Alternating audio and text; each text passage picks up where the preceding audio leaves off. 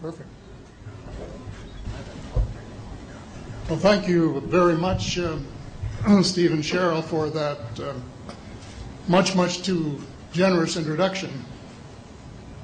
If my late mother were here, being my mother, she would believe every word of it. If my late father were here, being a realist, he would probably wonder who you were talking about. But introductions of that sort remind me of the small boy who fell headfirst into a barrel of molasses. And when they pulled him out, he licked some of the molasses from his face and said, "Lord, make my tongue adequate to this occasion." Well, actually, this is not my night for humor, and I'm not a match for either Stephen or George. So I'm not even going to try to be funny. Except my first line, and that's after this wonderful banquet, I think that I have exceeded the feed limit. Bad humor, you better believe it. I wish that I were in a mood for good humor, but I'm not.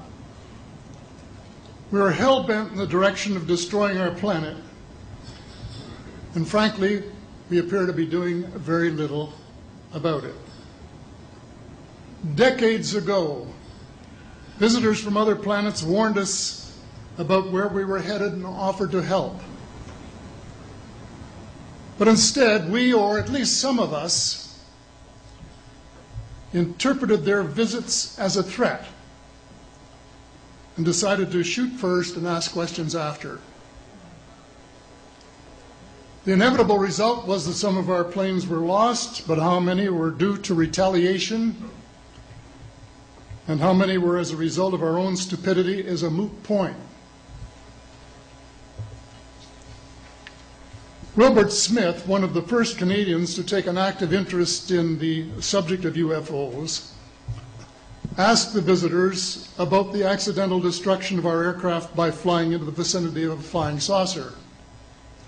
The response, and this is Wilbur's words, "We were informed that although a few of our aircraft had come to an unfortunate end by what they considered the colossal stupidity of our pilots, they were now taking corrective measures to avoid our aircraft." I asked them, and this is still Smith, I asked them what happened, and they said, well, the fields around the saucers, in order to hold them up, in order to produce the gravity differential, the time field differentials which were necessary to operate the ship, these sometimes produced field combinations which reduced the strength of materials to the point where they were no longer strong enough to carry the loads that the materials were expected to carry. Now, as we know, aircraft, particularly the military type, are built with a rather small factor of safety. And in these regions of reduced binding, the materials are no longer strong enough to carry the load, and the craft simply comes apart. When I read that, I was reminded of the late, great soprano Lily Pons, who used to smash crystal goblets with her high C. She would direct the sound at them, and something in the sound waves would change the structure of the glass, and it would fly apart. Well, this didn't satisfy our military chiefs, who must have thought that it was more important to secure American nuclear superiority, even though using it would result in the annihilation of us all, than to take the hint and start moving the planet back from the brink of global disaster. They, the military, must have been and still are so paranoid that they feel it necessary to use the visitors' technology to fight them off, rather than welcome them as partners in development, though they may have seconded a few renegades to assist them in what can best be viewed as diabolical developments.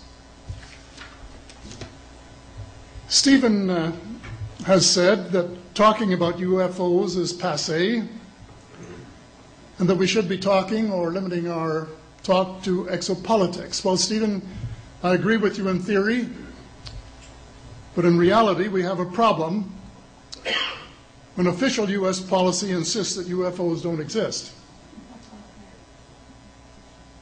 The veil of secrecy must be lifted, and it has to be lifted now, before it's too late. It is ironic that the U.S. would begin a devastating war, allegedly in search of weapons of mass destruction, when the most worrisome developments in this field are occurring in your own backyard. It is ironic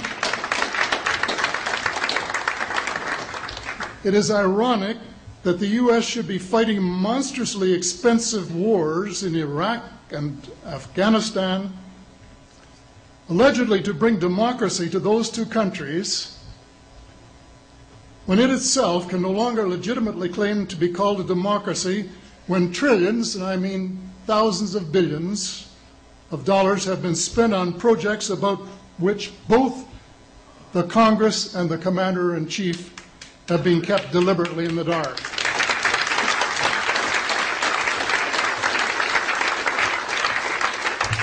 How much has been accomplished in 60 years of feverish activity by some of the most educated minds in the United States? Has America developed flying saucers that are visually indistinguishable from the visitors, as alleged? And if so, what do they propose to do with them?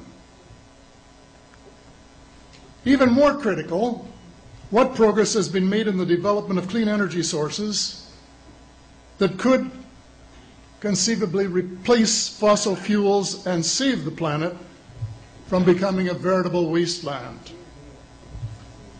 Well, who has the answers? Someone does, but apparently they aren't telling either secretaries of defense or presidents because they don't have, quote, a need to know. In a story told by Dr. Stephen Greer, President Clinton was asked a question by White House reporter Sarah McClendon about why he didn't do something about disclosure. And Clinton replied, "Sarah, there's a government inside the government, and I don't control it." Excuse me, doesn't the Commander-in-Chief and the person who allegedly has their finger on the nuclear trigger have a right to know what his subordinates are doing? The people of the United States who have paid the bills have the right to know. The people of the world demand to know because it is our descendants too whose lives are in mortal danger. It is time for the people of the United States to launch a new war against the evil of lies, deceit, and darkness, and go all out to win the victory of truth and transparency and light. Thank you.